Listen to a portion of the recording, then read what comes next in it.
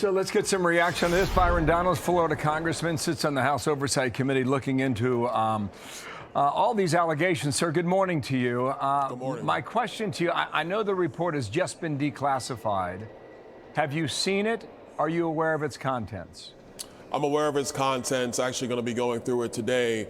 But let's assert a couple things. Number one, the statement from President Obama yesterday is flimsy at best because they use this fake intelligence that, quite frankly, nowhere in the actual intelligence community could they produce it. They concocted this out of the White House to launch almost a 2-year investigation into Donald Trump and his administration to derail that administration.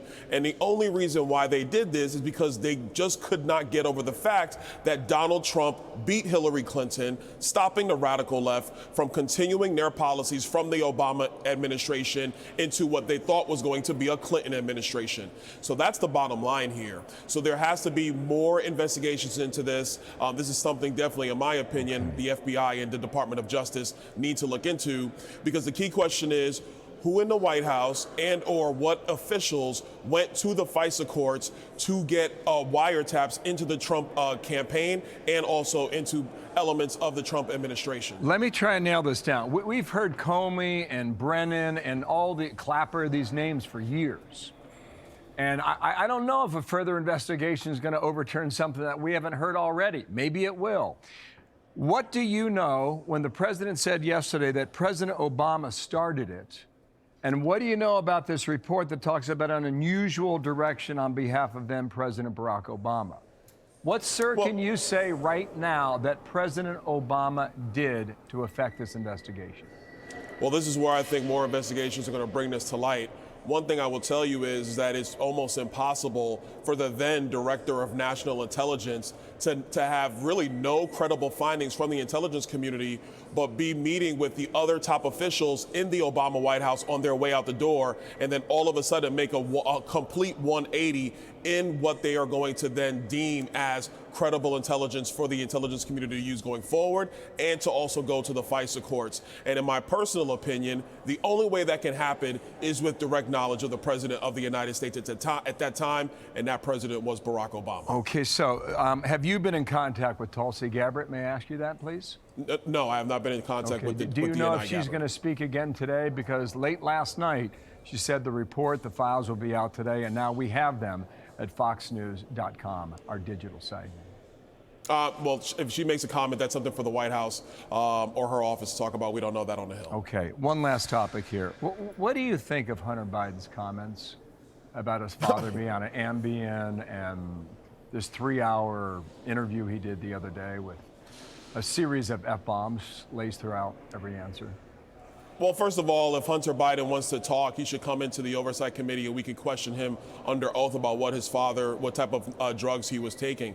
Number two, it's outlandish to me that if somebody was taking Ambien or whatever they were taking, look, at the end of the day, we know that Joe Biden wasn't mentally capable of discharging his duties.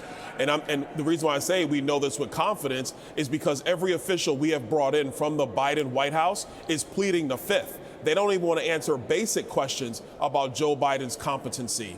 So if Hunter Biden wants to talk on podcasts, maybe he should come into the Oversight Committee. Okay, We'd love to have him back. Gotcha. Here is, I don't know if he'll answer questions. Many have not. Here he is from that interview that I was referring to. Watch here. He flew around the world, basically, and the mileage that he could have flown around the world 3 times. Yeah. He's 81 years old. He's tired as shit. They give him Ambien to be able to sleep. He gets up on the stage, and he looks like he's a deer in the headlights. You can respond to that, sir. Ron Klain is due tomorrow. First of no all, one's answered questions yet. Do you expect Klain to? Look, first of all, we all know nobody saw Joe Biden for weeks at a time. Prior to that debate last year, he was nowhere to be seen. They were not doing public events. He wasn't really doing White House meetings with members on the Hill or anybody else. Nobody really saw him for about a month. He might have come out here or there, but there was no broad travel schedule, so give me a break. So again, Hunter Biden has no credibility. If he wants to continue to talk on behalf of his father and on behalf of the administration, please be my guest, because what it proves again and again is that they covered up the fact that his dad, the former president, did not have the capabilities to do his job. And that family and that White House covered it up to retain power. That is a complete disrespect to the American people. And I still have the same questions. Where was Kamala Harris in all this? She was number 2. She was the vice president. She should be coming in to answer a lot of questions. Okay, sir, thank you for your time. That's a lot of developments still happening as we speak. Byron Donalds, thank you, the Republican from Florida. Thanks. Thank you.